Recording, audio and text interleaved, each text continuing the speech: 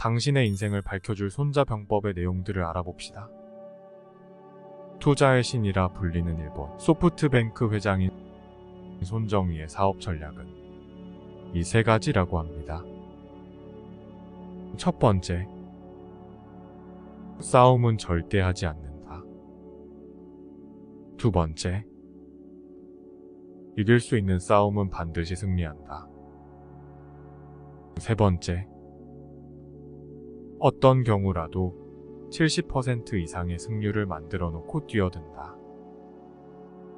손정희는 손자병법을 중심으로 한 경영 전략을 짜 창업 36년 만에 일본 최고이자 세계적 경영인으로 우뚝 섰습니다. 그는 손자병법을 자신의 경영 전략과 접목해 제곱병법을 만들었을 정도입니다. 손자병법을 중요한 지침서로 삼는 경영자는 손정희뿐만이 아닙니다. 마이크로소프트를 만든 빌 게이츠는 자서전에 오늘날 나를 만든 것은 손자병법이라고 밝혔습니다. 페이스북 창업자인 마크 저커버그도 중요한 결정의 순간 손자병법을 찾는다고 합니다. 이처럼 손자병법은 손정희를 비롯 동서양을 막론하고 세계적인 리더들이 가장 많이 읽는 책들 중 하나입니다. 무려 2600년 전에 작성된 오래된 손자병법이지만 지금 우리의 삶에도 영향을 끼치고 있는 내용은 무엇인지 손자병법 내용 중 인상적인 내용들을 소개해 보겠습니다. 새벽녘의 계획이 하루 일을 결정한다. 누구도 자금은 무한하지 않다. 내가 할 수 있는 일은 남도 할 수 있다. 결단을 내리면 즉시 실천하라. 김은 새기 마련이다.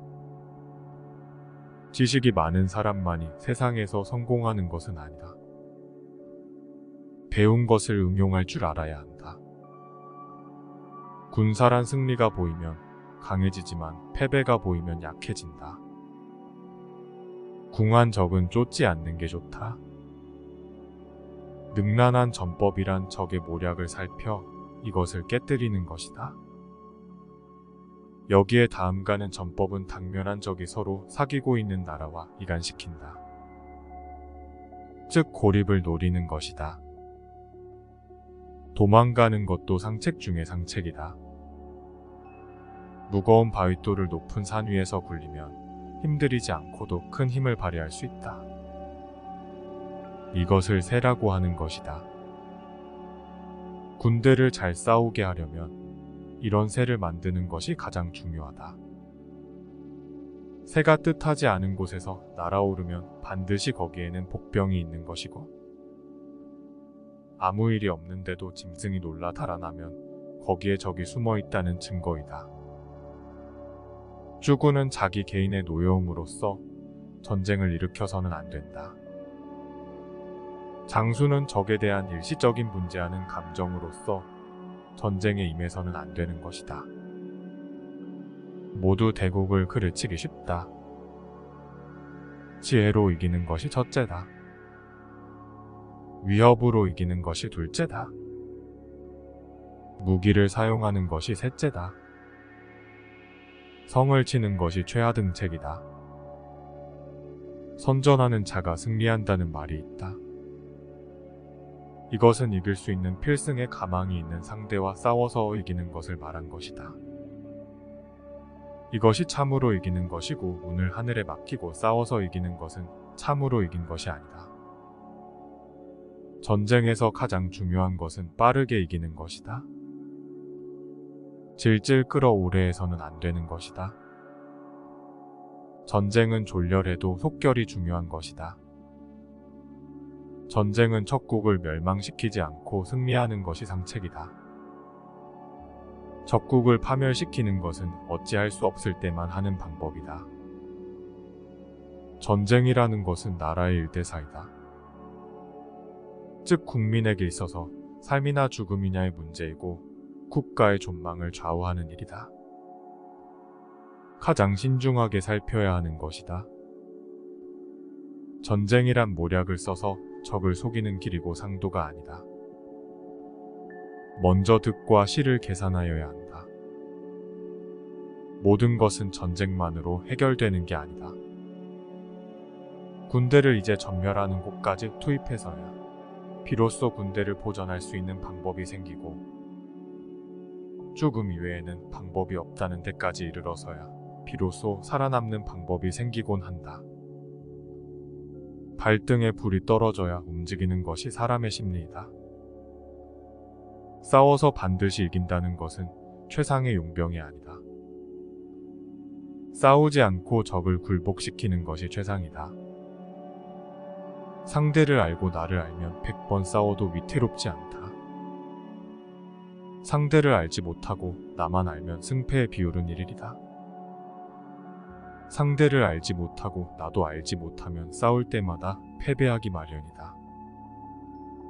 적을 알고 아군을 알면 승부는 위태롭지 않고, 그 위에 지리와 천시까지 안다면 싸움은 전승할 것이다. 싸울 수 있는 경우와 싸워서는 안 될 경우를 아는 자는 승리한다. 많은 병력과 적은 병력의 사용 방법을 아는 자는 승리한다. 윗사람과 아랫사람의 마음이 같으면 승리한다. 조심스럽게 경계함으로써 경계하지 않는 적을 기다리는 자는 승리한다. 장수는 유능하고 군주가 견제하지 않는 자는 승리한다. 이 5가지는 승리를 미리 아는 길이다.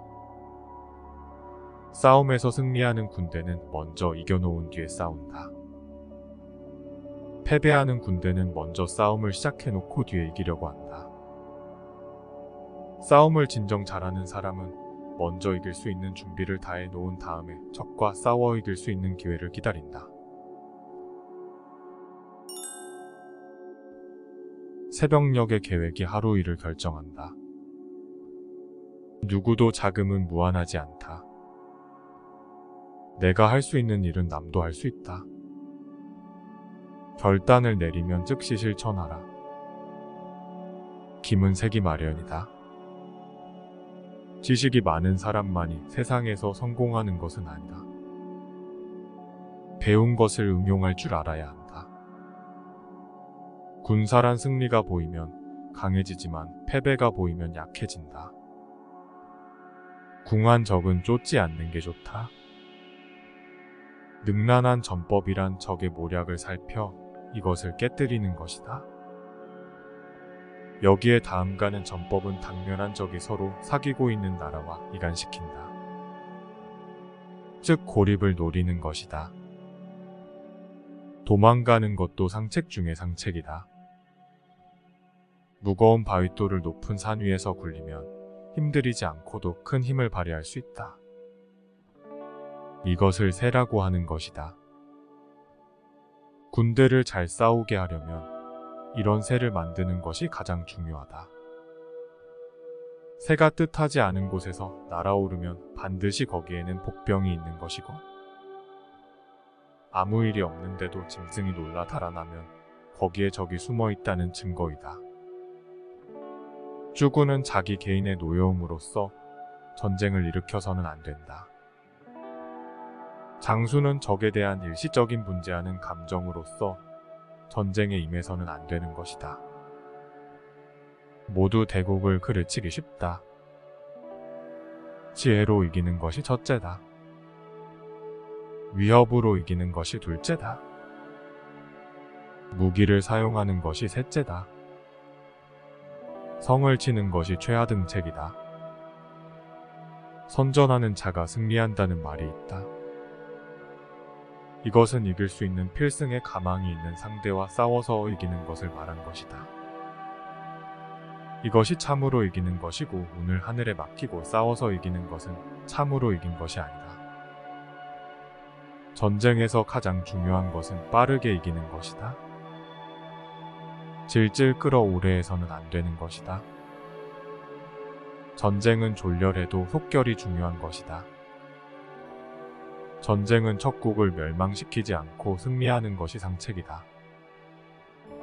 적국을 파멸시키는 것은 어찌할 수 없을 때만 하는 방법이다. 전쟁이라는 것은 나라의 일대사이다. 즉 국민에게 있어서 삶이나 죽음이냐의 문제이고 국가의 존망을 좌우하는 일이다. 가장 신중하게 살펴야 하는 것이다. 전쟁이란 모략을 써서 적을 속이는 길이고 상도가 아니다. 먼저 득과 실을 계산하여야 한다. 모든 것은 전쟁만으로 해결되는 게 아니다.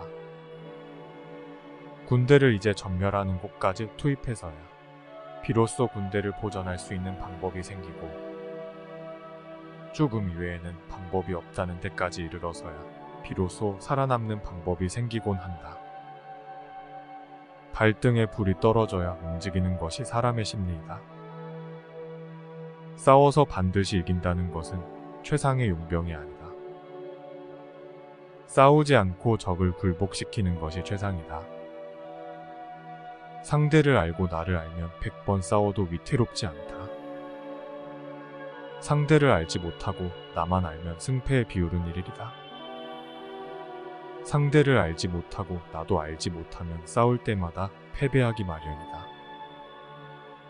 적을 알고 아군을 알면 승부는 위태롭지 않고 그 위의 지리와 천시까지 안다면 싸움은 전승할 것이다.